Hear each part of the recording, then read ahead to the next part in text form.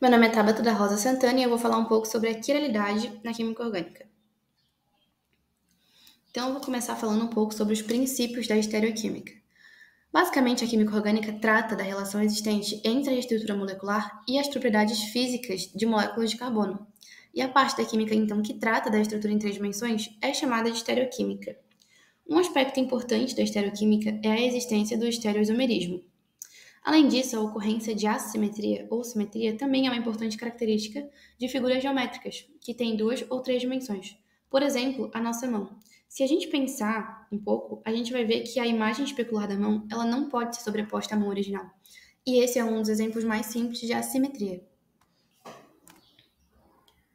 Agora, contextualizando um pouco, eu vou falar sobre a história por trás da quiralidade. O cientista francês Louis Pasteur, ele deu contribuições significativas para a química, e uma das observações feitas por ele estava relacionada à forma e às propriedades ópticas de duas substâncias isoladas do tártaro, que se depositavam em barris e no processo de envelhecimento do vinho. Então, basicamente, Pasteur fez um experimento com duas substâncias, uma chamada de ácido tartárico e outra de ácido paratartárico, o racêmico.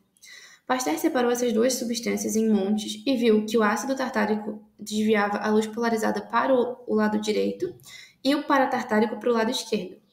Porém, o curioso desse experimento era que as duas moléculas tinham as mesmas propriedades físicas, como, por exemplo, pontos de ebulição.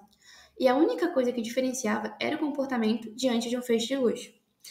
Então, essas observações elas contribuíram muito para a estereoquímica moderna. E foi aí que Pasteur sugeriu que os substituintes ao redor do átomo de carbono deveriam ter um arranjo tetraédrico. Porém, isso acabou não indo tanto para frente e caiu no esquecimento da população. E aí, depois de um tempo, outros dois químicos, Van Hove e Kepler, concluíram que quatro substituintes se orientam no espaço ocupando um vértice tetraédrico e o carbono no centro. Então, a presença de quatro substituintes diferentes entre si e ligados ao carbono é condição suficiente, mas não a única, para haver assimetria em uma molécula. Então, depois de um tempo, essas reflexões e sugestões desses químicos, eles fizeram com que a gente compreendesse hoje como um fármaco com carbono quiral exerce a sua ação no interior do nosso corpo. Agora, falando de fato, né, o que é a quiralidade, basicamente na química a ideia de quiralidade é a mesma aplicada a objetos. É uma qualidade ou propriedade do que é quiral ou dotado de assimetria e não pode se sobrepor à sua imagem especular. Então, sempre que uma coisa ela não pode ser sobreposta à sua imagem espelhada, a gente chama isso de quiral.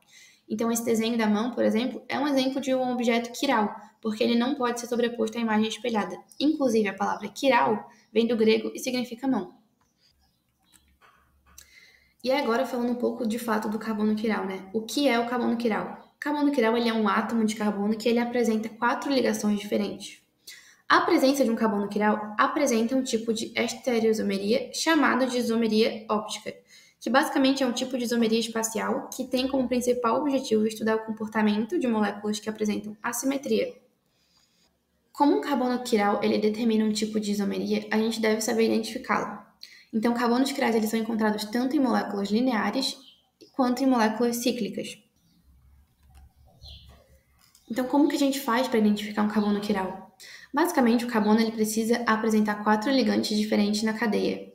Eles não podem ter um plano de simetria, então eles precisam ser assimétricos. Os carbonos quirais eles precisam possuir hibridização sp3. sp2 e sp não podem, porém existem exceções, né? E os carbonos quirais eles não possuem centro de simetria também. E aí, como a gente faz para identificar um carbono quiral em uma cadeia aberta? Em cadeias lineares, a análise de carbono quiral ela deve ser feita com base no tipo de ligante de cada átomo de carbono, como, por exemplo, a molécula do 3-metil-1-penteno. Perceba que os 5 átomos de carbono presentes na molécula, apenas um deles possui os atributos necessários para ser caracterizado como um carbono quiral. Já o carbono em cadeia fechada, as cadeias cíclicas, elas também podem apresentar carbono quiral, só que nesse tipo de estrutura, a identificação do carbono assimétrico, ela também é realizada com base nos átomos de carbono saturados e com 4 ligantes distintos, mas com atenção especial ao grupo de átomos ligados diretamente ao carbono quiral. Por exemplo, abaixo está apresentada a molécula de ibuprofeno, e a identificação do carbono quiral é identificado por estar unindo a 4 ligantes diferentes. Então, qual é a importância do carbono quiral? O carbono quiral ele é muito importante porque as moléculas quirais manifestam isomeria óptica. A isomeria ela é um fenômeno que se refere à existência de moléculas e propriedades diferentes, chamadas de isômeros. Já na isomeria óptica, os isômeros possuem apenas duas propriedades distintas, que é desviar o plano da luz polarizada em sentidos opostos e possuírem atividades fisiológicas diferentes. A característica de possuir atividades fisiológicas diferentes significa que os isômeros eles podem interagir de diferentes formas com os sistemas biológicos. Isso é especialmente relevante para atividades de fármacos, por exemplo, que possuem centros quirais, pois um dos isômeros pode atuar de acordo com a ação esperada do fármaco, enquanto o outro pode apresentar toxicidade ou efeitos colaterais não aceitáveis. E como isso pode interferir na indústria farmacêutica? Basicamente, alguns fármacos são quirais ou apresentam quiralidade que têm a sua orientação tridimensional bem definida, e a modificação dessa orientação pode levar à diminuição do efeito biológico ou até o aparecimento de efeitos adversos não aceitáveis. Efeito biológico. Basicamente, a talidomida ela foi um dos casos mais famosos de ações biológicas distintas em fármacos isômeros. Esse medicamento ele era utilizado no tratamento de enjoos em gestantes nos anos de 1950. Só que o que não se sabia era que a molécula do princípio ativo da talidomida possuía dois isômeros ópticos. Um deles promovia o efeito esperado nos pacientes, enquanto o outro possuía ação teratogênica, causando malformação nos fetos, e infelizmente isso foi descoberto somente após diversos casos de bebês nascidos com malformação. Os dois isômeros da talidomida, eles são denominados de acordo com a sua configuração, destrógira, R, e levógira, S. De acordo com a sua propriedade de isomeria óptica, os isômeros da talidomida podem ser classificados em destrógenos ou levógeros, por polarizarem o plano de luz incidente em sentido horário ou anti-horário, respectivamente. Então, a gente dá a atribuição, né, de R ou S. Observando a imagem, a gente pode ver que os isômeros RS da talidomida eles também são enantiômeros.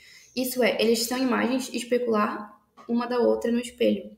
E assim como as mãos, eles não podem ser sobrepostos em sua totalidade, como é observado na figura. Então, como a bioquímica, a disposição dos átomos é crucial na determinação da atividade biológica. E os isômeros eles podem apresentar efeito biológico completamente diferentes um do outro. Então, isso explica os isômeros da talidomida apresentarem atividades biológicas completamente diferentes, causando uma formação.